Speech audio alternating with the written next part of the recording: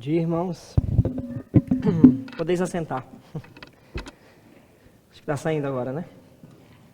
Graça e paz. Podem se acomodar. Eu vou só tentar colocar o slide para vocês. Quero ler um texto com os irmãos, primeiramente. Hoje nós vamos falar sobre esse primeiro ponto que nós temos para falar, sobre os nossos 5 solas. E a gente achou de bom grado começar com aquilo que é o fundamento de tudo, né? É o sola Escritura.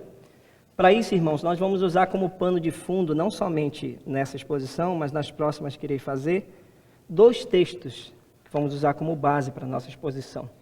O primeiro que nós vamos ver hoje é 1 Reis, livro de 1 Reis, o capítulo de número 12. 1 Reis 12, de 25 a 33.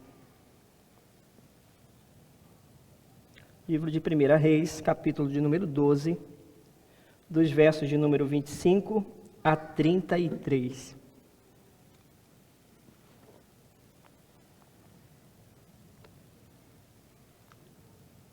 Todos acharam?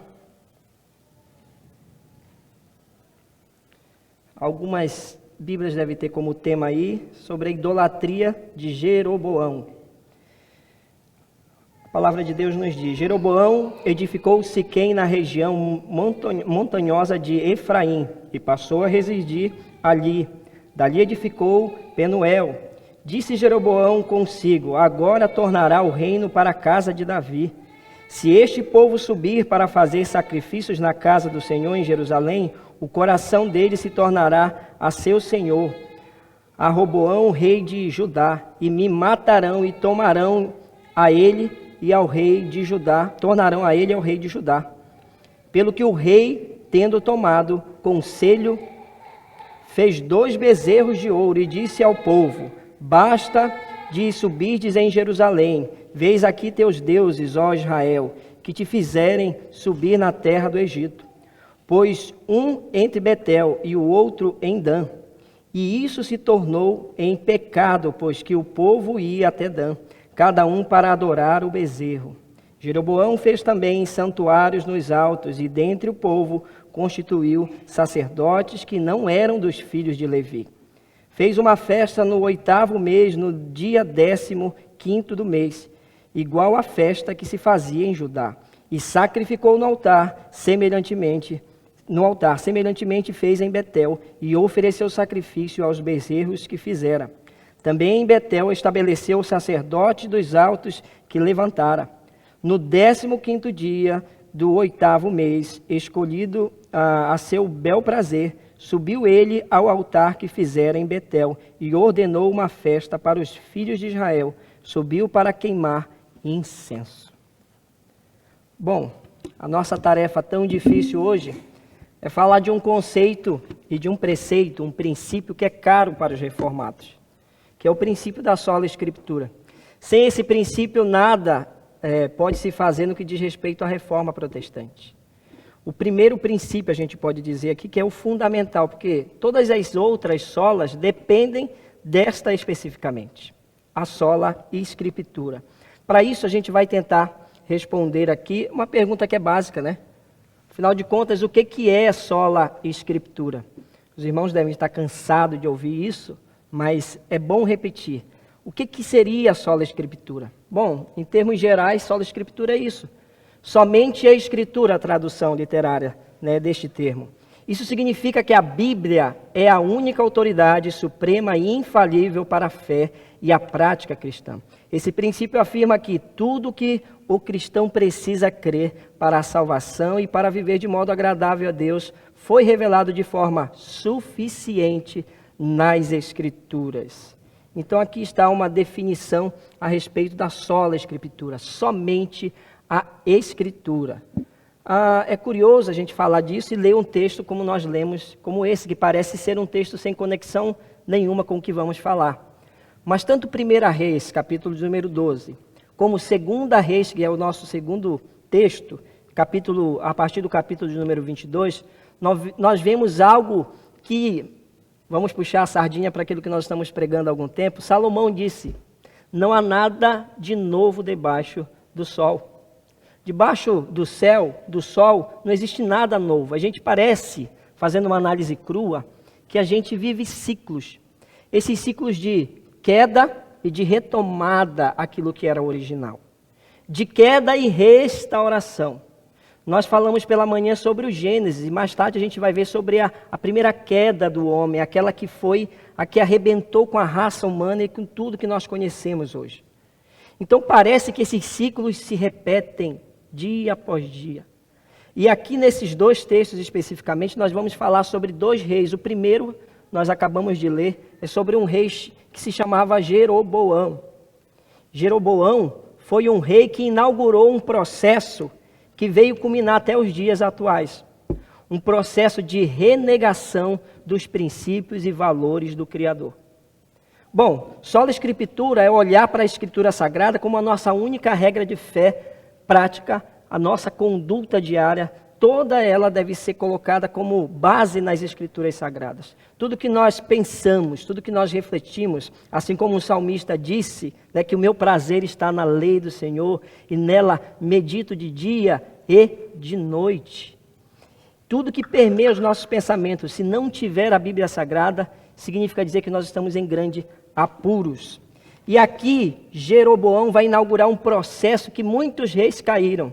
O de esquecimento das palavras de Deus. Ou melhor dizendo, da palavra de Deus escrita. E só a Escritura, como o termo já diz, a gente está falando sobre a palavra de Deus escrita. Tá bom? Sobre a palavra de Deus escrita especificamente.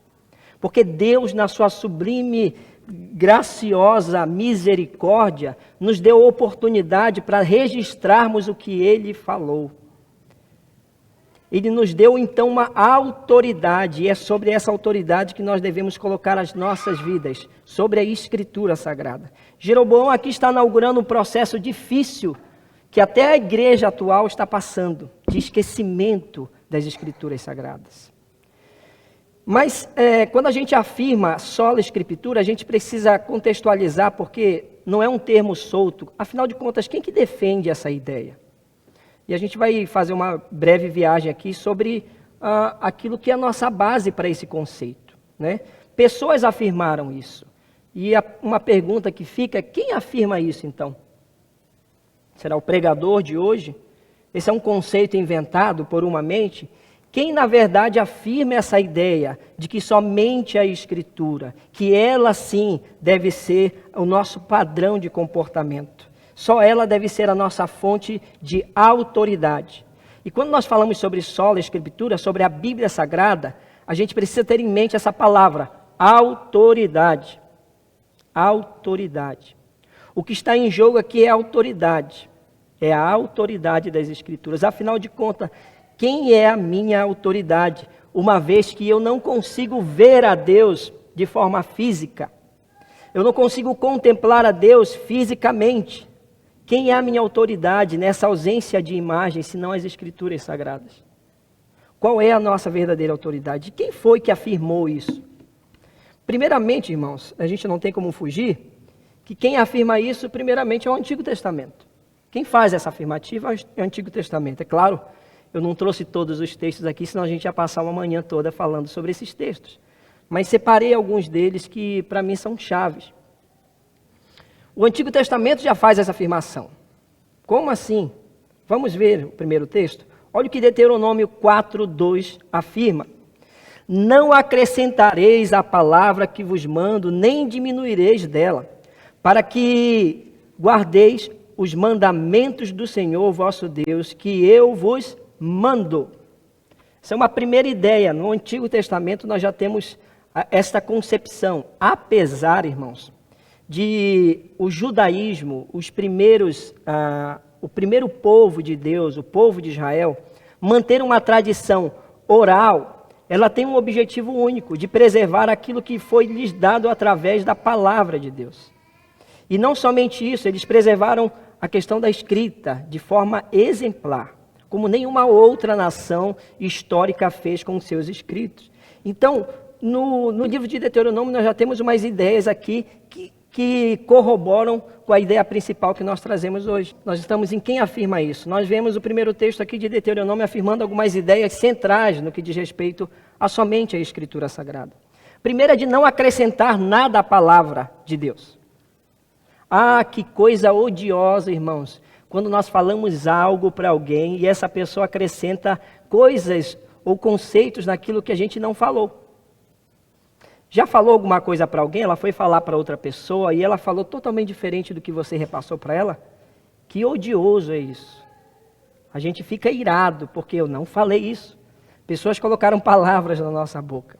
Imagine o Deus soberano vendo tudo que ele falou sendo deturpado. Não somente nesses dias ou nos tempos da Reforma Protestante, em que havia ali o poderio do magistério, do papado, ditando quem poderia ler, o que poderiam ler.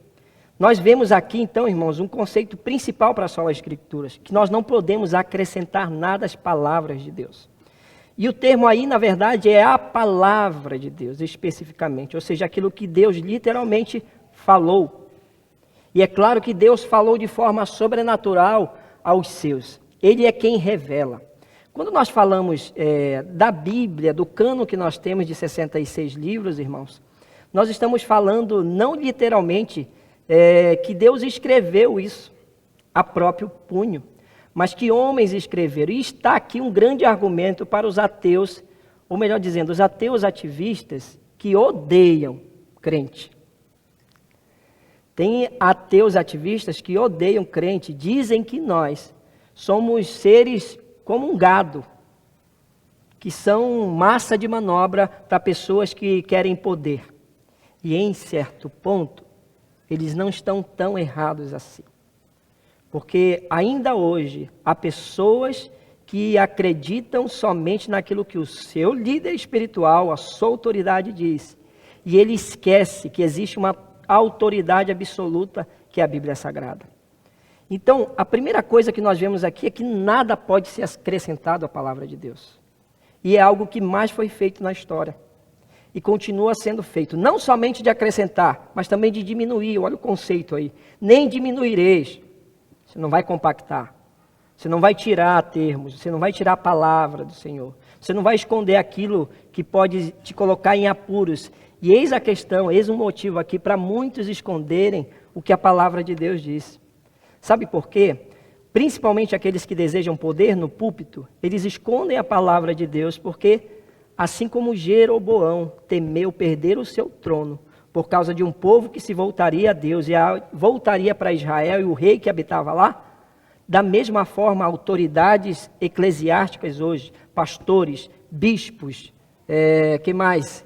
Apóstolos, estão escondendo a palavra porque temem perder o seu trono. E aqui nós vemos a grande luta de poderes, o homem tentando contender contra Deus, mas fato é que ninguém pode contra o nosso Senhor. E tanto esse rei Jeroboão, quanto os outros que vieram depois dele, que se afastaram das Escrituras Sagradas, o fim do reinado deles chegou, e uma hora tudo se foi renovado, foi reformado. Então, nós não podemos acrescentar, nós não podemos diminuir. E diz por que isso, para que isso no texto que nós estamos lendo? Para que guardeis os mandamentos do Senhor vosso Deus, que eu vos mando. Então, sola Escritura é acreditar que nós não podemos acrescentar nem diminuir a palavra do Senhor. Além disso, o Antigo Testamento continua nos afirmando essas ideias. Em Isaías 8:20 nós vemos, por exemplo, a lei é o testemunho. Se eles não falarem segundo esta palavra, é porque não há luz neles. Nós vemos algumas coisas nesse pequeno trecho aqui da Bíblia Sagrada. Se eles não falarem segundo esta palavra, é porque não há luz neles. Nós vemos então um parâmetro para descobrirmos os falsos mestres e os falsos profetas nesse texto. Falsos mestres e falsos profetas, irmãos, eles escondem a palavra de Deus e não falam segundo a palavra de Deus. Primeiro porque não querem perder seu poderio. Porque a palavra de Deus nunca centraliza o poder no homem, mas no nosso Senhor, o nosso Criador. Então, quer saber se alguém é falso testemunho? vê se ele esconde a palavra de Deus. E segundo esse texto, já aqui nós vemos o termo luz. Vamos lembrar da criação, em que tudo era trevas, não havia nada, e Deus se revela com grande luz. Que momento sublime da criação, que acontece inclusive nos tempos desses reis que se desviaram. Quando a palavra de Deus é escondida, Deus ainda assim se revela, porque Deus é soberano. Se enganam aqueles que podem pensar que podem esconder Deus das pessoas. E se enganam em pensar que esses terão poder para o resto da vida, porque a vida daqueles que se afastam da luz já está em densa trevas. E provavelmente não verão a luz, com muita certeza. Porque não há nesses falsos profetas luz nenhuma, só a escuridão. Eles fecham a palavra de Deus. É aquele tipo de pregador, irmãos, que lê o texto, mas só por ler. E logo esquece do texto. Ele vai para a casa dele, ele vai para o parque que ele foi na semana, ele vai para a família dele que está afastada, ele conta todas as histórias, os momentos missionários dele, ele conta sobre tudo, sobre política no púlpito, sobre qualquer coisa, e não volta para o texto que deveria voltar. Porque a palavra de Deus perdeu o centro. Que a gente pensa que isso é um problema vencido por causa da reforma protestante. Mas esse é um engano nosso. Ainda nos dias de hoje, até nós, que nos dizemos sola Escritura, esquecemos de preservar a Escritura Sagrada no lar. Nós pautamos muitos dos nossos planos e metas em concepções, filosofias próprias, e esquecemos de consultar a palavra de Deus. E aqui eu falo uma coisa sem medo de errar, irmãos. Qualquer assunto que você tenha pendente na sua mente, a Escritura pode sanar. Qualquer assunto. Estou falando de assuntos do dia a dia. Tudo a Escritura pode nos sanar no dia a dia. Todos os conceitos que nós precisamos para conhecer o nosso Deus estão na Escritura Sagrada. Mas por não buscarmos, nós não encontramos. E só encontra aquele que realmente busca. Provérbios 35:6 diz o seguinte: toda a palavra de Deus ela é pura. Escudo é para os que confiam nele. Nada acrescenteis às suas palavras, porque não te repreendas, para que não te repreenda e não sejas achado mentiroso. Logo, a ausência da verdade chega à mentira. Mas há um perigo muito maior, irmãos, do que vivermos na mentira. Sabe qual é o perigo?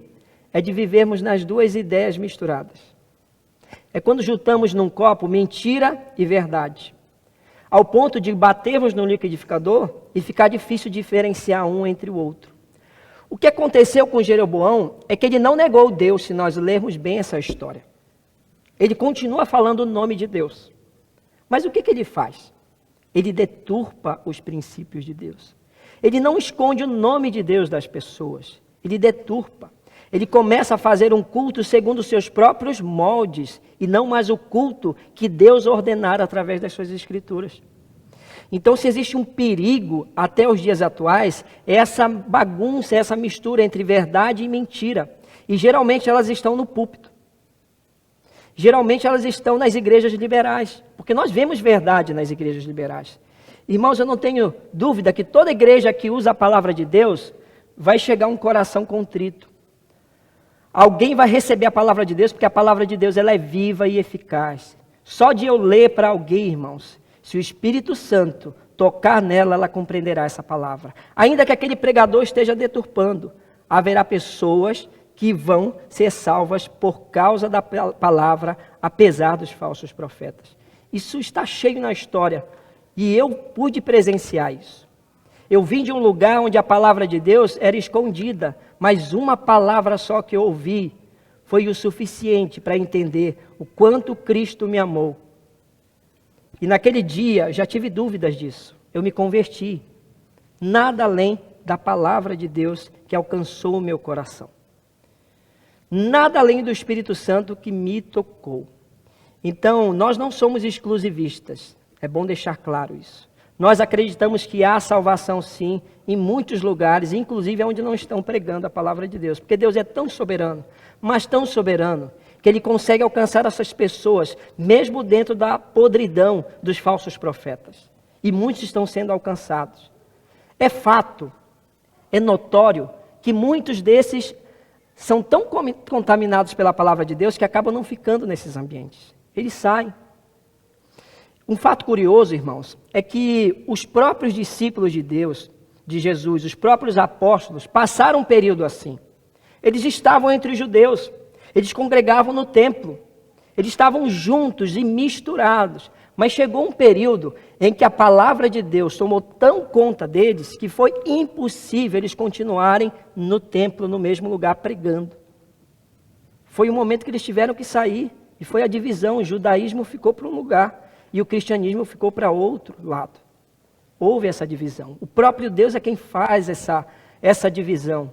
Isso acontece o tempo todo. Muitos de nós viemos de igrejas liberais, de igrejas que deturpavam a palavra de Deus, mas hoje estamos aqui. E eu vou dizer para vocês, não é na melhor igreja do mundo. É uma igreja cheia de defeitos, porque é cheia de pessoas defeituosas. Desculpa, irmãos, falar isso para vocês. Mas nós temos defeitos, nós temos erros. O nosso pastor, que é a nossa autoridade eclesiástica aqui, tem erros. Eu confesso que eu conheço pouco dos seus erros, né? Conheço mais dos seus acertos. Isso já mostra a sua integridade. Mas eu tenho certeza que no seu íntimo ele tem erros. Na sua casa ele tem dificuldades. Em alguns momentos nós vemos dessas dificuldades. Porque o pastor Glauber também é que nem nós. Crentes regenerados. No caminho da santificação. Não santificados ainda por completo, mas no caminho da santificação. E ainda assim, irmãos, nós somos tão pecadores quanto muitos outros que estão em outras igrejas. Igrejas que não são igrejas que preservam a palavra de Deus. E eu fico muito preocupado quando eu vejo um crente, um cristão reformado, olhando para as outras religiões com um viés pecaminoso no seu coração. E se achando que ele está no melhor lugar do mundo, porque ele está numa igreja reformada. A igreja reformada não é o melhor lugar do mundo. O melhor lugar do mundo é a Escritura Sagrada. O melhor lugar para se consultar sobre tudo é a Escritura Sagrada. Ainda no nosso meio reformado, nós temos mentiras, nós temos falácias. Porque homens têm tomado conta do púlpito ao invés da palavra de Deus. Isso acontece tanto no meio reformado, quanto no meio pentecostal, neopentecostal. E por que é importante reafirmar essas verdades, irmãos? Porque só a Escritura não diz a respeito de nós intelectuais, de nós conhecedores de alguma coisa, mas diz respeito à revelação de Deus para a humanidade. Vai além de uma placa de igreja que se diz reformada, ou pentecostal, ou neopentecostal.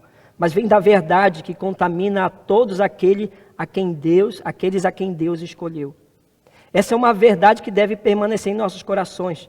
Porque a forma com que nós olhamos para as outras pessoas que estão nos outros meios pode definir o nosso caráter diante de Deus. E eu tenho certeza absoluta que Deus não é glorificado com a arrogância daqueles que rogam para si todo o conhecimento das Sagradas Escrituras. Isso não é só a Escritura.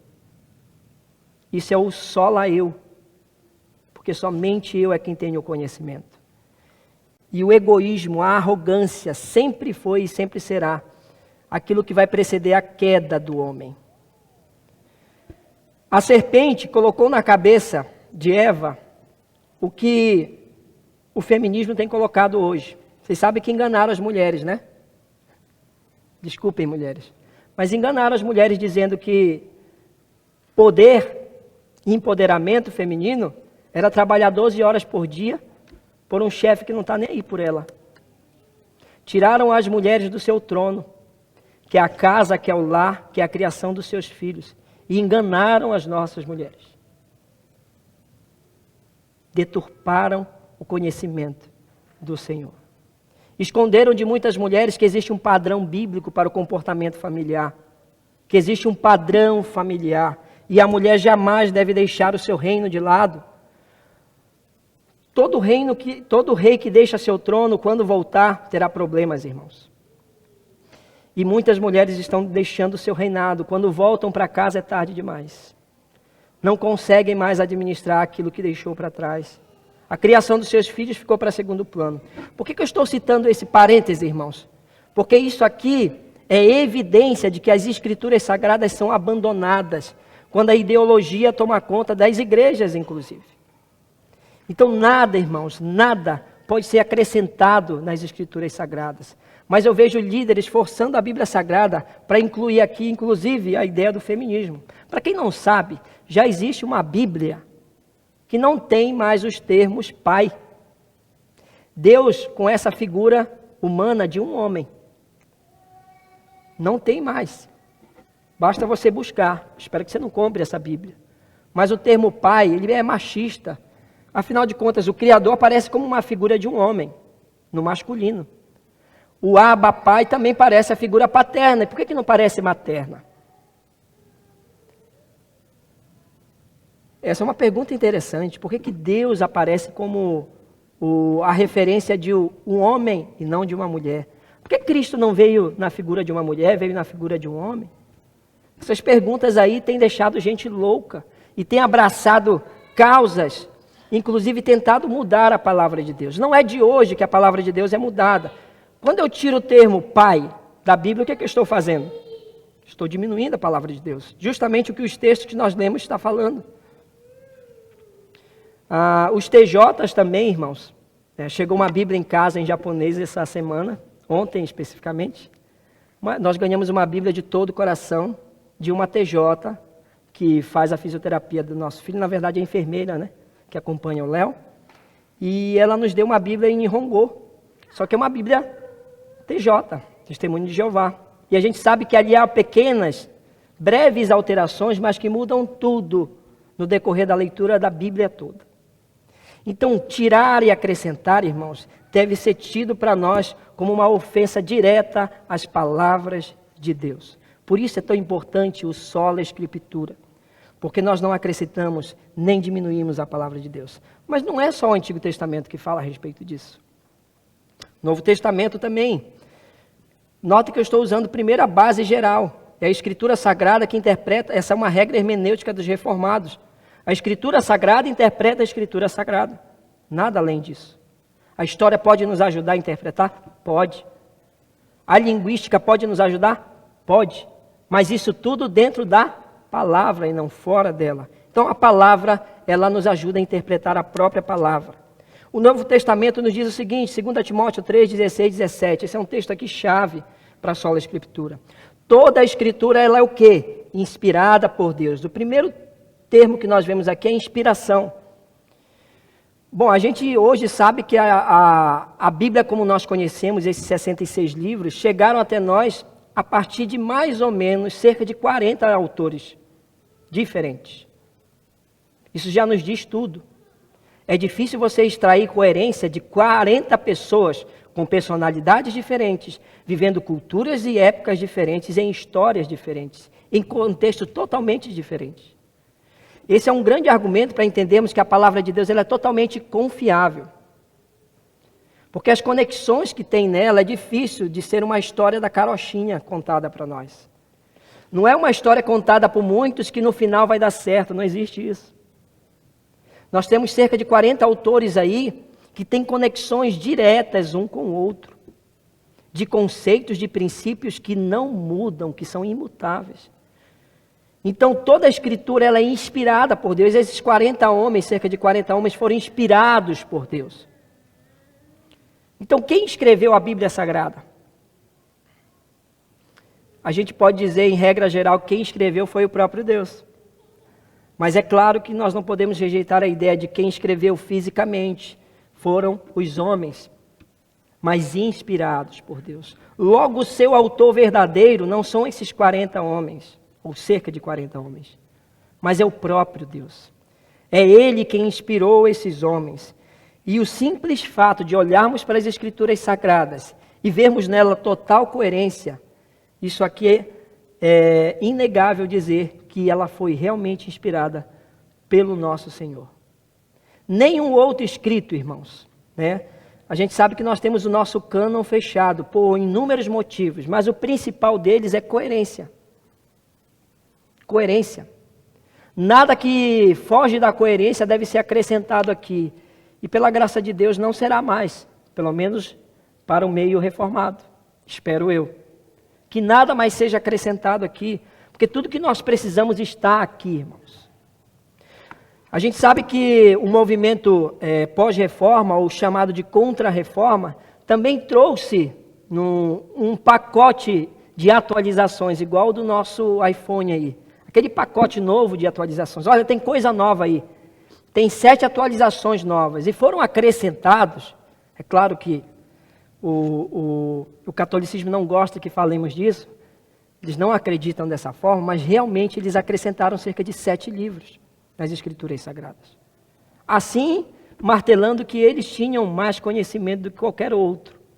Que eles tinham coisas escondidas que nós não temos. Que inclusive eram esses livros, muitos deles ainda, que já eram, na verdade, muitos deles utilizados para contexto histórico, para estudo. Inclusive, alguns perguntam, pastor, a gente pode ler esses livros? Olha, irmãos, primeiramente, você tem que estar preparado para ler esses livros, espiritualmente. E biblicamente. A primeira pergunta que eu faço, você já leu a Bíblia toda? Os 66 livros? Ah, não li. E por que quer ler os livros que não são desse cano? Você vai se expor a um perigo muito grande, porque você não conhece nem os 66, os outros 7 ou inúmeros outros que você quer ler, podem te colocar em mau caminho. Inclusive, um problema que a gente ainda vive na atualidade, não é o sola escritura, mas é o, se eu não me engano, Rogério me ajuda, mas é nuda escritura, né? O nuda escritura é outra ideia de que só pode ler a Bíblia, nada, nenhum outro livro, nenhum outro escrito, nada. Isso é um nuda escritura, que é um conceito não defendido pelos reformados. Os reformados eram leitores exímios. Se você pegar, por exemplo, o Spurgeon, a forma que Spurgeon fala em suas pregações mostra o quanto ele era um homem de leitura. Ele lia poesia, por exemplo, e sabia letras musicais de forma assim, magnífica e colocava nas suas pregações. Tem um devocional do Spurgeon em que quase todos os dias do ano, né, ele tem uma mensagem para o devocional.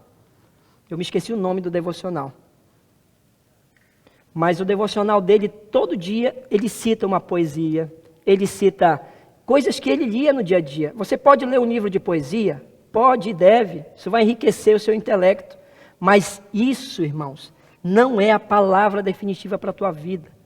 A palavra definitiva para a sua vida é a Escritura Sagrada. Eis a diferença. O nuda, aquele que defende o nuda Escritura, não, a igreja, inclusive a igreja não pode ler qualquer outro livro. E o que mais a gente faz aqui são ler livros, né? Os pequenos grupos que nós temos, geralmente se pega um livro de um autor cristão e nós vamos ler página por página daquele livro. Rogério inaugurou o novo pequeno grupo, né? Ele está lendo o livro Segredo do Contentamento. E alguém pode olhar, mas é isso que a gente vai estudar no nosso pequeno grupo, não é a palavra de Deus? Primeiro abra o livro para você ver. O livro são citações da Bíblia Sagrada e a explicação desses conceitos. Então, da mesma forma que vocês estão ouvindo o pregador hoje, quando você lê um livro cristocêntrico, que é de um cristão, que fala da Bíblia, é a mesma coisa. Como é que você ouve um pregador e não lê outro livro de autores cristãos? A única diferença é que eu estou falando ao vivo para vocês. A diferença de alguém que escreveu um livro, que inclusive tem menos possibilidade de errar do que eu na pregação. Porque o mundo das ideias está louco aqui na cabeça. Tem muita coisa.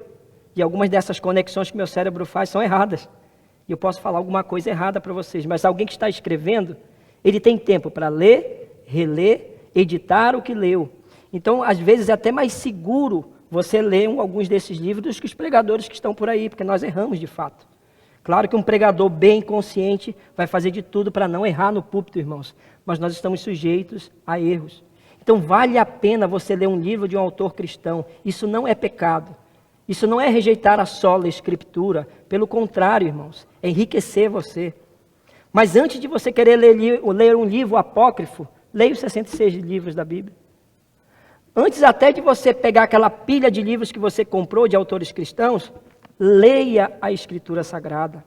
Porque como é que você vai ter um comparativo do que está certo e errado naquele autor, se você não leu a Bíblia Sagrada? Então, sempre que alguém me faz essa pergunta, eu sempre digo, leia primeiro os 66. Agora, se você tem dinâmica, se você tem tempo para isso, leia de forma alternada a Bíblia Sagrada e os livros que você tem para ler. Eu sei que tem gente que sabe administrar isso.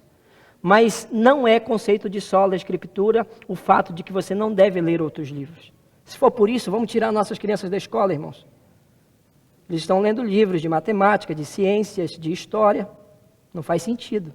Aí chega aqui na igreja e diz, não, vou ler outro livro que não seja a Bíblia Sagrada. Ué, então tira seus filhos da escola. Porque lá tem até muito mais perigo do que alguns livros que nós lemos aqui. E, claro, já aconteceu, não sei com o Rogério, mas de nós lermos livros de bons autores, mas que a gente encontrou um erro aqui, outro acolá. Isso acontece. Mas como é que nós filtramos isso se não for a sola escritura? Se não for a consulta do livro, que para nós é caríssimo, a Bíblia Sagrada. Então, irmãos, nada de nuda escritura, e sim sola escritura. O Novo Testamento continua nos dizendo, irmãos, que ela não só é útil, né? É inspirada, mas ela é útil para o ensino. Por que ler a Bíblia Sagrada? Porque ela tem sua utilidade para a vida cristã. Ela é útil para a repreensão. Logo, você que deseja repreender seu filho, a pessoa que você está discipulando e a si própria, se você não tiver conhecimento da Bíblia, o seu repertório de repreensão está fraquíssimo. Você só vai repreender segundo as suas vontades. É aquela bronca que a gente dá no nosso filho, sem parâmetro, sem princípio nenhum. A gente só dá a bronca. A gente não explica o porquê. Que princípio ele está quebrando? Quando a gente chama a atenção dele. Não mexe esse controle.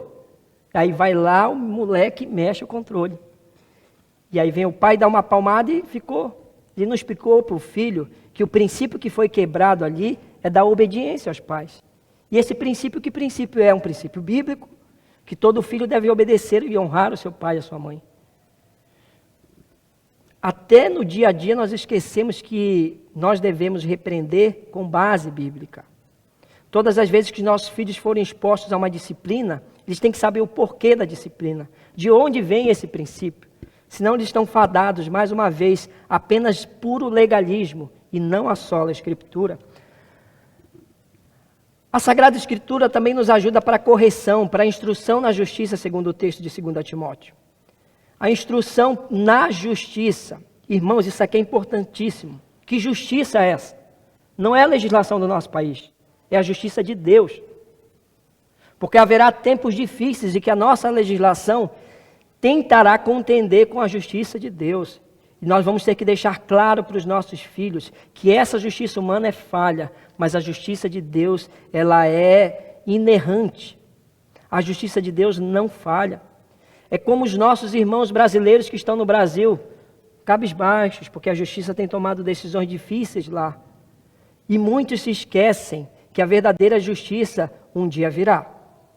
E nós não sofreremos mais injustiças. Há pais que foram presos por causa da injustiça, estão vivendo injustiça no seu país. E o que falar para essas pessoas, se não sobre a justiça divina, que não tarda nem falha? Então a palavra de Deus nos ajuda como parâmetro da verdadeira justiça, que é a justiça divina. Para que o homem de Deus seja apto e plenamente preparado para toda boa obra. Se não há escritura, não há preparação para a boa obra. Todo aquele que deseja ir para um campo missionário, geralmente diz, eu vou para um seminário, porque entende que isso é um preparo para ele. Todo jovem que deseja ir a um campo missionário precisa saber o que vai falar, de quem vai falar, sobre o que vai falar, senão está fadado ao fracasso novamente.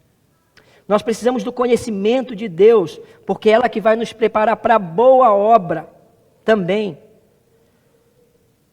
Quando nós recebemos o Espírito Santo nas nossas vidas, irmãos, não é de uma hora para outra que nós ficamos totalmente sãos. Nós ainda vivemos as loucuras do nosso velho homem, por muitas vezes. E o que vai sanar essa loucura? É o tratamento na palavra de Deus. O que vai deixar o homem louco do passado é a Sagrada Escritura. Ela vai nos preparar para a boa obra diária.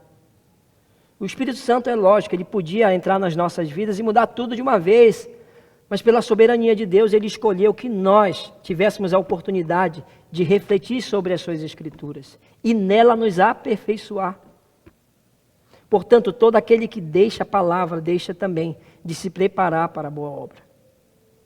E há muitos de nós despreparados, irmãos, porque não estamos buscando a verdadeira fonte. 2 Pedro 1, 20 e 21 diz: sabendo primeiramente isto, que nenhum profeta, melhor dizendo, nenhuma profecia da Escritura é de particular interpretação. É importante lembrar disso aqui, né? Porque eu já ouvi alguém no trabalho falando para mim o seguinte: mas a Bíblia depende do intérprete, né? Tudo é interpretação, né? E ele tendia a aceitar qualquer pessoa que convencia ele pela interpretação, pelo argumento que ele tinha. E não é bem assim. Alguns ainda olham a Escritura Sagrada como uma questão de interpretação. Sabe por que a gente tem muitas religiões no mundo? Porque tudo depende de interpretação. Porque os mormons interpretam a Bíblia de um jeito, os reformados de outro, os adventistas de outro. Então tudo é uma questão de interpretação, certo? Então não existe verdade. Sim, visões diferentes de verdade. E eu sempre me lembro de uma imagem que um jovem, em um culto jovem, colocou na sua pregação. E ele dizia justamente sobre esse conceito. Ele dizia que tudo era relativo. E eu fiquei escandalizado quando eu vi aquele jovem no púlpito mostrando uma imagem. De um lado tinha um homem, de outro homem. E no chão tinha o número 6 ou o número 9. E cada um via o 6 ou o 9, dependendo de onde estava. E com aquela imagem ele argumentou para nós que a verdade ela é subjetiva, ela é relativa. O que ele esqueceu é que, vamos ponderar isso, é 6 ou é 9? No trabalho eu uso algo parecido, né? Os japoneses não quiseram comprar um 6 e um 9 para a gente gravar o nome no metal. E só tem o 6, né? Mas a gente usa para o 9 também. É um problema grande, porque às vezes as pessoas erram e viram, e era para ser 6, mas é 9, só tem um, e agora? Descobrir qual é qual. Aí você tem que olhar e colocar do lado certo. Então existe o jeito certo. O que aquele jovem naquela pregação disse a respeito da verdade relativa, subjetiva inclusive, é que alguém foi lá no chão e escreveu esse 6 ou esse 9. E a gente precisa investigar isso. Teve uma intenção em quem escreveu. Provavelmente ele esqueceu de marcar o lado certo, mas ele escreveu sabendo que aquilo era um 6 ou um 9. Então a verdade não é tão relativa assim. Existe uma verdade absoluta. Alguém foi escrever um 6 ou um 9 no chão. A gente só precisa descobrir qual desses dois números está certo. Então a Bíblia Sagrada, irmãos, não é uma questão de interpretação só. De visões de mundo diferente. É interpretar por aquilo que realmente é. A Escritura foi colocada com objetivo e a gente tem que se inteirar de que objetivo foi esse. Quem a escreveu, onde foi escrita, em que período, em que cultura foi escrita. Então, existe uma verdade absoluta. É por isso que os reformados trouxeram uma grande revolução para a interpretação bíblica. Porque eles entenderam que olhar para as Escrituras era o lugar melhor para se olhar. E interpretar de maneira responsável poderia trazer os cristãos de volta ao arrependimento da sua idolatria. Nós vemos de Jeroboão, idolatria, ao rei Josias, a restauração da palavra de Deus. Notem bem, 1 Reis, capítulo 12, a 2 Reis, capítulo 22, nós vemos esse processo de esquecimento da palavra de Deus. E o rei Josias trazendo de novo o arrependimento ao povo. Porque alguém ousou achar as Escrituras. Ali, que nós vamos ver nas próximas lições, alguém que trabalhava para Josias descobriu as Escrituras. O termo utilizado ali é que ele descobriu o livro da lei. De fato, a gente não sabe quais eram definitivamente esses livros, mas muito provavelmente, lendo 2 Reis, a partir do capítulo 22, nós chegamos à conclusão de que pode ser... Ele achou Deuteronômio, ele achou os princípios da lei de Deus, porque lá diz que ele achou a lei de Deus. Então os 10 mandamentos voltaram às mãos do rei. Isso estava escondido, irmãos. Acharam lá, ele mandou pegar dinheiro, eles foram lá, pegaram e acharam o escrito escondido. Muito parecido com o que acontece na Reforma Protestante. O poder cegou os nossos, que a gente poderia dizer, os nossos irmãos católicos hoje. A gente poderia utilizar esse termo, mas fica difícil, porque muitos continuam rejeitando a Sagrada Escritura como única regra de fé e conduta. Que preocupante, irmãos, é vermos hoje ainda reis como Jeroboão, no púlpito, se esquecendo, escondendo a palavra de Deus. Mas que magnífico é podermos ver pessoas como Josias trazendo de volta as Escrituras Sagradas. Trazendo de volta. Josias ficou tão arrependido, irmãos, que ele rasgou as suas vestes, em sinal de arrependimento, de puro arrependimento. Quando um rei rasga as suas vestes, ele está dizendo: eu não sou poderoso. Ele está se colocando debaixo do poderio de alguém maior. E nesse caso do rei Josias, ele está se colocando diante do poderio da palavra de Deus, do próprio Deus. É o que acontece com os primeiros reformadores. Quando nós vemos aquela luta de Lutero contra aqueles homens, o magistério, o papado posteriormente também, nós vemos aquela luta sendo travada, porque Deus colocou, imputou a sua palavra no coração de Lutero. Eu sei que muitos hoje, estudantes, têm criticado Lutero por muitos motivos. Porque, quem sabe, desejariam de Lutero um teólogo perfeito, e ele não é. Isso é fato. Nós acreditamos que João Calvino tem umas qualidades melhores no que diz respeito à interpretação bíblica, é fato. Mas Lutero foi importante sim para a reforma. Ele é um marco histórico de uma quebra. A quebra do esquecimento da palavra do Senhor. E ele deve ser respeitado como tal. Foi um homem de Deus, sem dúvidas. Eu sei que muitos hoje têm tentado descredibilizar a luta de Lutero. E é claro, Lutero não foi a reforma. A reforma foi um processo longo. Nós vimos aqui, naquele panorama geral que o Rogério deu, quantos outros homens foram usados para a reforma. E eu vou dizer outra coisa para os irmãos. A reforma continua. Quando eu conto para alguns amigos meus que eu estou numa igreja reformada, fazem um seminário comigo, eles ficam escandalizados. E Batista nunca foi reformado. Isso ficou para trás, reforma é apenas um conceito histórico. E não é, irmãos. Os cristãos continuam capengando. Nós vemos deformações no nosso meio, primeiramente na nossa vida, na nossa cosmovisão. Até hoje, irmãos, eu tenho dificuldade. A tragédia é a gente receber aquele suco entre verdade e mentira. Fica difícil diferenciar. E eu vou dizer para vocês, anos de estudo, eu ainda tenho dificuldade com a minha cosmovisão errada sobre Deus. Porque eu fui alimentado entre erros, mentiras e acertos. E fica difícil diferenciar a palavra de Deus dos erros teológicos que eu recebi no seminário. Que eu recebi durante 15, 20 anos de vida. A nossa cabeça, irmãos, está então em plena reforma. A nossa cosmovisão está em plena reforma. E a gente só vai sanar isso, eu acredito, na vinda de Cristo. Mas enquanto isso nós vamos lutar lendo a palavra de Deus, corrigindo os nossos erros teológicos. Não tenha medo de corrigir, para de ser arrogante, se renda à palavra de Deus. Eu tenho certeza absoluta que o pastor Glauber jamais, conhecendo um pouco da história dele, jamais quis ser um calvinista no que diz respeito à palavra de Deus. Mas chegou um ponto que ele disse, eu me rendo, porque está escrito. E uma vez, conversando com o pastor Glauber, ele disse, eu aceito verdades que eu não queria aceitar, porque é a palavra de Deus. Nós olhamos às vezes para alguns textos difíceis e a gente fica, não era para Deus ter feito isso, eu faria melhor. Não era para ter feito desse jeito.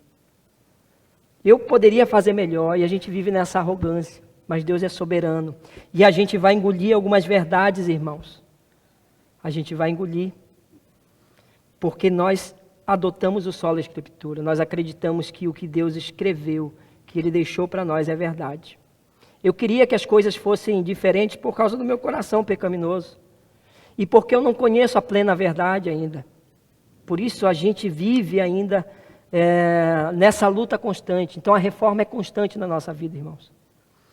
Eu vivo lutando contra a minha falsa cosmovisão a respeito de Deus. As falsidades que me foram ditas, e alguns irmãos devem estar escandalizados com isso, mas eu creio que vocês devem ter suas mesmas visões equivocadas, que a cada pregação, que a cada encontro com a palavra de Deus são corrigidos. Por isso, buscar as Escrituras o tempo todo pode nos ajudar a deixar o velho homem de lado.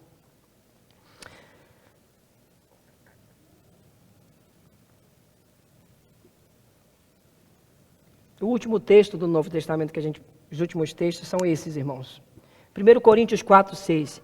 E eu, irmãos, apliquei essas coisas por semelhança a mim e a Apolo, por amor de vós, para que em nós aprendais a não ir além do que está escrito, não vos ensoberbecendo a favor de um contra o outro. Nós vemos aqui dentro desse contexto, aquela guerra de narrativas entre os irmãos, né, que viviam em Corinto, melhor dizendo.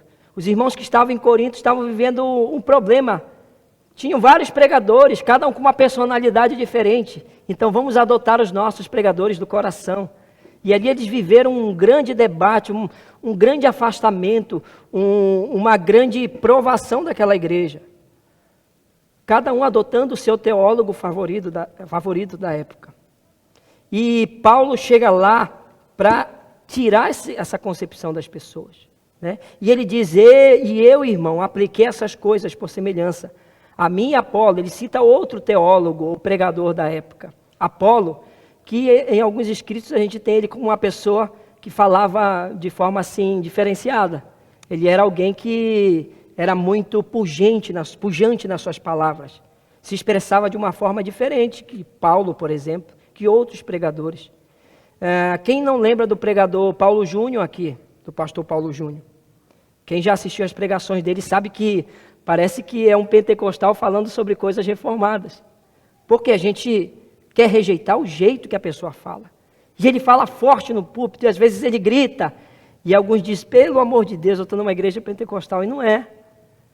As palavras dele é que devem ser observadas. E você vê essas personalidades. Alguém que fala da minha forma, outro que fala de forma mansa, como o pastor Glauber também, que às vezes também dá uma exaltada, né? Certa vez eu vi um pregador que fala tão manso aqui, pregando, me esqueci o nome do pastor, tive pouco contato com ele, mas teve um pastor que pregou aqui, que pregava de uma forma que parecia que eu estava num travesseiro, e alguém pregando para mim. Suas palavras subiam e iam até os meus ouvidos como uma pluma, irmãos, de tão leve que ele falava. Mas tudo que ele falava era a respeito da palavra de Deus. E aqui nós vemos essa divisão. Não é porque eles pregavam de conceitos diferentes, esse não era o problema. Eles estavam falando do mesmo Deus, dos mesmos conceitos, mas as pessoas estavam trazendo para si autoridades humanas ao invés da autoridade da palavra de Deus. E essa é a grande confusão que houve nos tempos da reforma. Pessoas que abraçaram outras pessoas como sua autoridade e não a Bíblia Sagrada. João 17:17 também diz, santifica-os na tua verdade. E o que é a verdade? É a tua palavra. A tua palavra é a verdade. A palavra de Deus é a verdade. Nisso aqui nós temos que defender e rejeitar também um conceito. Defender que a palavra de Deus é inerrante, que ela não contém erros. E eu fiquei escandalizado quando o meu professor de seminário chegou com a gente e disse, olha, esqueçam de uma coisa, que a palavra de Deus não contém erros, porque hoje eu vou mostrar 5 deles, 5 ou 6, eu não lembro direito. E ele foi lá e expôs 5 erros, ou 7 erros, não lembro bem. Os erros da palavra de Deus. Então a palavra de Deus não é inerrante. E eu comecei a mastigar aquele assunto, de é verdade, tem erro na palavra de Deus. Que ingênuo. Eu não sabia fazer um trabalho hermenêutico, mas o meu professor de seminário me mostrou os erros que a Bíblia continha. E eu fui engolido no seco, quando eu vi já estava falando aquelas baboseiras no púlpito. A palavra de Deus é inerrante, irmãos. Se tem algum erro que você encontrou, provavelmente o erro está na sua maneira de interpretar. Todos os erros, irmãos, que já foram ditos na história já foram sanados. Inclusive erros de tradução da Bíblia Sagrada. Muitos dizem, a Bíblia foi mudada porque houve tradução. Hoje nós temos traduções muito seguras, não perfeitas, mas muito seguras da palavra de Deus. Muita coisa já foi sanada. Então não se preocupe de ler a palavra de Deus. E certamente se você achou uma possível contradição, vá a fundo. Comece a pesquisar direito. Leia de novo. Leia 10, 20 vezes. E Deus vai falar ao seu coração. Através da interpretação bíblica também. Da hermenêutica e das ferramentas que nós usamos para interpretar. Então a Bíblia é inerrante. Por que ela é inerrante? Porque ela é a verdade, segundo o texto de João 17:17. A palavra de Deus é a verdade. Atos 17:11 diz, ora, estes de Bereia eram mais nobres que os de Tessalônica, pois receberam a palavra com toda a avidez, examinando as Escrituras todos os dias para ver se as coisas eram de fato assim. Esse último texto do Novo Testamento que nós deixamos aos irmãos aqui, deve refletir no que nós devemos fazer hoje. O pastor Glauber vem pregar, e eu vejo algumas pessoas só engolindo. Que bom, que saboroso, que legal, e fica por isso. Ai do dia que o pastor Glauber fizer algum erro. Eu tenho certeza que uma hora ou outra ele vem aqui corrigir, né? O que é de praxe. Todo homem de Deus, irmãos, quando a gente erra no púlpito, Deus toca no nosso coração durante a semana. Ele diz, vê direito o que você falou. Vai lá, volta e corrige, né? E comigo, que sou perto do Glauber, tão fraquinho na interpretação, já aconteceu várias vezes. Mas a gente tem que vir e reconhecer os nossos erros. Fazendo o quê? Análise do que nós falamos. As nossas palavras vão ao vento, irmãos. E ter uma boa visão sobre a Bíblia sem ler é difícil. Por isso, esse povo aqui, que era melhor que o povo de Tessalônica, que morava em Bereia, é interessante nós lembrarmos disso, porque Paulo ia lá, por exemplo, pregar, e o que eles faziam? Peraí, deixa eu ver se ele está falando é verdade. Eles consultavam o que eles tinham de escrito na época. E eu vejo que alguns irmãos esqueceram desse princípio, de analisar o que está sendo pregado e dito. Nós não podemos confiar 100% nos nossos pregadores. 100% só nas Escrituras, irmãos. Porque nós estamos sujeitos ao erro. Isso é só a Escritura. Não é que nós vamos olhar o tempo todo desconfiados para os nossos pregadores. Mas significa dizer que tudo que nós vamos ouvir, nós vamos consultar para ver se é isso ou não é. Então essas pessoas aqui que, assim, em uma visão chula, né? Eles desrespeitavam os pregadores. Na verdade, eles estão respeitando a palavra de Deus. Eles não estão rejeitando aqueles pregadores, mas eles estão colocando acima de qualquer homem a palavra de Deus. Sola Escritura. Mas é claro que não é só o Novo e o Velho e o Novo Testamento que falam a respeito disso. Nós temos os reformadores que ecoam essas ideias para nós. Vamos lembrar de alguns deles, inclusive o Rogério já até falou aqui, se eu não me engano, dessa primeira citação de Lutero, né, na Dieta de Worms, né? Você falou na pregação passada. Não aceite a autoridade de papas ou concílios, pois eles já se contradisseram. Minha consciência está cativa, ou seja, presa à palavra de Deus. Nós estamos falando de homens aqui, de concílios, de reuniões. Nós estamos falando então aqui de documentos teológicos, de livros, vamos falar para a atualidade hoje. Nós estamos falando sobre pregadores, sobre autoridades, pessoas que sobem no púlpito, que têm um poderio sobre muitas igrejas. Não aceite a autoridade deles apenas por aceitar, ao menos que eles estejam submetidos, como Lutero colocou aqui, à palavra de Deus. Submeta-se sempre à autoridade verdadeira, que é a palavra de Deus. Não significa dizer que quando o pastor Glauber chegar, a gente vai se rebelar contra ele, né? Pelo contrário. Nós vemos na vida do nosso pastor alguém que se sujeita à palavra de Deus. E vai ser tão simples para nós aceitarmos a autoridade eclesiástica dele. Sabe por quê? Porque ele é alguém que se submete à palavra de Deus. Esse é o segredo para a vida do cristão como um todo. Como é que os nossos filhos vão se sujeitar à nossa autoridade dentro de casa, se eles não veem os pais se dedicando à leitura das Escrituras? Nós só dizemos para eles, né? O Léo tá tendo as leituras dele agora, né? E a primeira pergunta que é feita para ele é: quem criou você? E ele diz: Deus. Deus. É claro que eu tenho certeza que ele ainda diz isso da boca para fora porque ouviu. Mas haverá um tempo que ele falará isso de forma verdadeira e convicta. Foi Deus. Mas enquanto isso eu estou mostrando para ele que eu me submeto a essa verdade. E como é difícil se submeter a uma autoridade que não faz nada daquilo que diz, daquilo que prega. Portanto, irmãos, será fácil para nós nos submetermos à autoridade eclesiástica do nosso pastor, porque ele se submete às Escrituras Sagradas. Da mesma forma, será fácil para os nossos filhos se submeterem à autoridade dos pais, se esses pais se submetem ao seu Criador e às Escrituras Sagradas. Haverá um tempo em que eles vão ver, realmente faz sentido, porque meus pais se submeteram à autoridade e eu também estou me submetendo hoje. João Calvino disse também, a palavra de Deus não pode ser submetida ao julgamento da igreja. O grande problema na época da reforma, irmãos, que surgiu a reforma, e ainda é, né, nos dias atuais do catolicismo, é submeter a Bíblia à tradição. A Bíblia está sujeita à tradição, ao papado, ao que o Papa diz e ao que o magistério diz. E nós aprendemos que no Sola Escritura é o contrário. Por isso João Calvino está dizendo, a palavra de Deus não pode ser submetida ao julgamento da igreja, mas a igreja deve ser julgada pela palavra de Deus. A igreja deve se submeter à palavra de Deus, não o contrário. Não é a igreja que dita o que a palavra de Deus deve conter, mas é a palavra de Deus que dita o que nós devemos ser.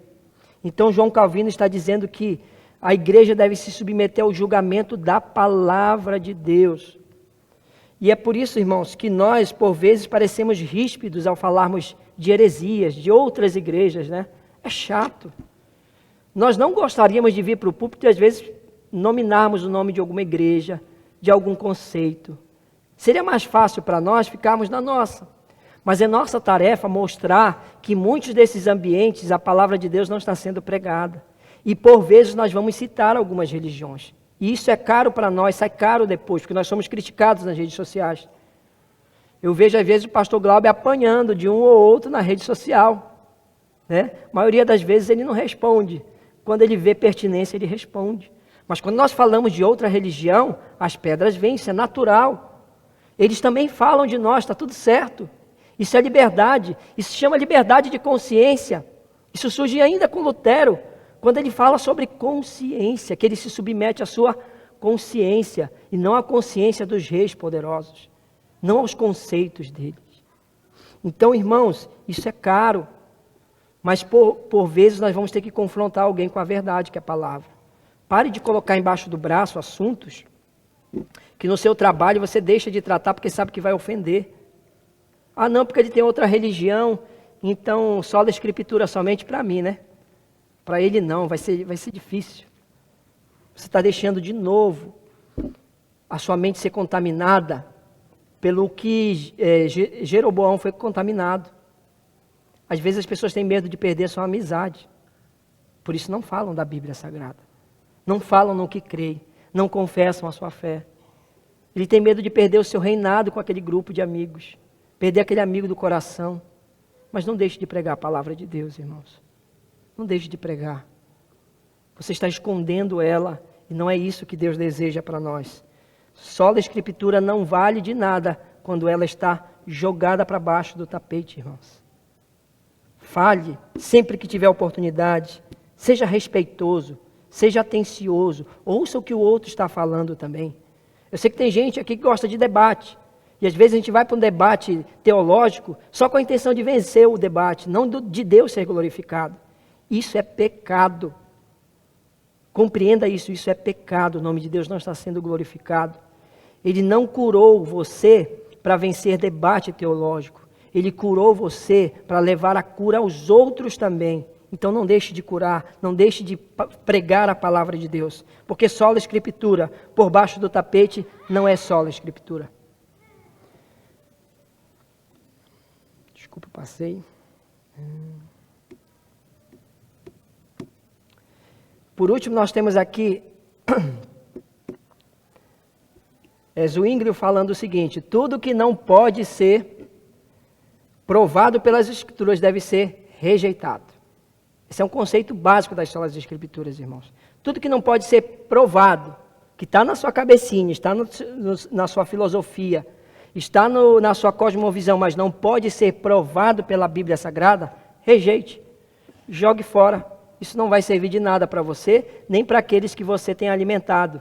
Jogue fora. E é claro que, lendo a própria palavra de Deus, a gente vai fazendo perguntas para elas, e a gente mesmo vai respondendo essas perguntas para nós mesmos e criando teorias e teorias em cima de teorias. E muitas dessas teorias não são provadas pela palavra de Deus, então jogue fora. Tire isso da sua vida, isso aqui é importantíssimo. Apareceu? Apareceu. Então, tudo que não pode ser provado pelas Escrituras, o reformado tende a jogar fora, até que seja provado. Se não for provado pelas Escrituras, jogue fora. Enfim, irmãos, nós temos os nossos documentos, as nossas confissões reformadas, que nos falam a respeito desses conceitos, né? E eu trouxe aqui apenas 3 citações. A primeira é a confissão... A confissão de fé de Westminster, que diz o seguinte no capítulo 1. A Escritura é a única regra suficiente, certa e infalível de todo conhecimento. Fé e obediência é salvadora. A confissão belga também diz algo parecido no artigo 7º. A palavra de Deus permanece como juiz supremo de todas as controvérsias religiosas. E, enfim, nós temos a confissão adotada aqui. Vocês leram esse último? Nem dá para vocês verem, né, direito? Essa é a confissão belga aí embaixo. Cadê? A confissão belga, a palavra de Deus permanece como juiz supremo de todas as controvérsias.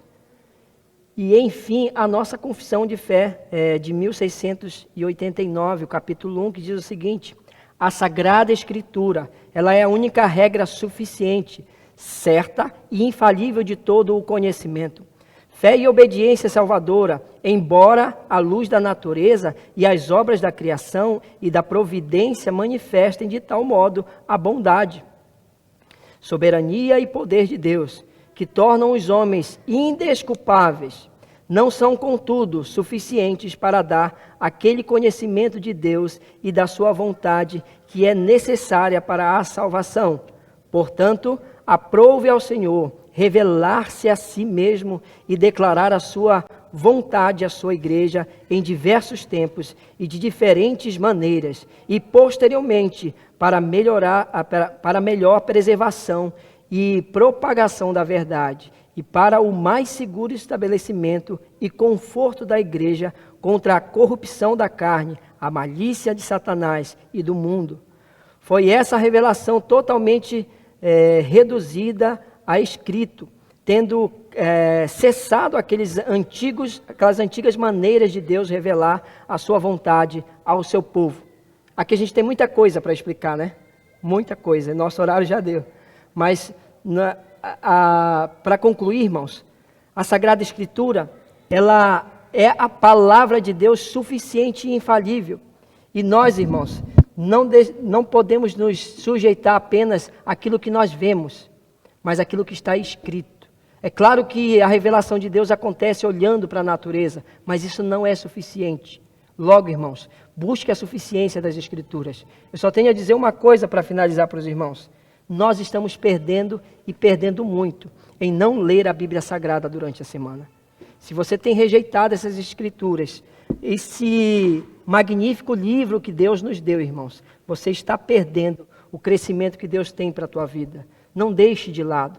Se você é aquele crente que lê a Bíblia e logo esquece dela, eu quero te encorajar a relembrar dela e não viver uma vida como o rei Jeroboão, escondendo a palavra de Deus por puro egoísmo, para não perder o tempo com a família. Não lê mais a Bíblia porque quer ter um tempo a sós, mas não aquele a sós com Deus. E a gente esquece que estamos perdendo tempo mesmo se não nos aprofundarmos nas Escrituras Sagradas. Que Deus restaure essa vontade em nós, de nos submetermos à palavra de Deus, todo dia, todo tempo, entendendo que é nela que devemos refletir de dia e de noite. Peço aos irmãos que levantem, juntos nós vamos orar e encerrar o culto de hoje. Oremos ao Senhor.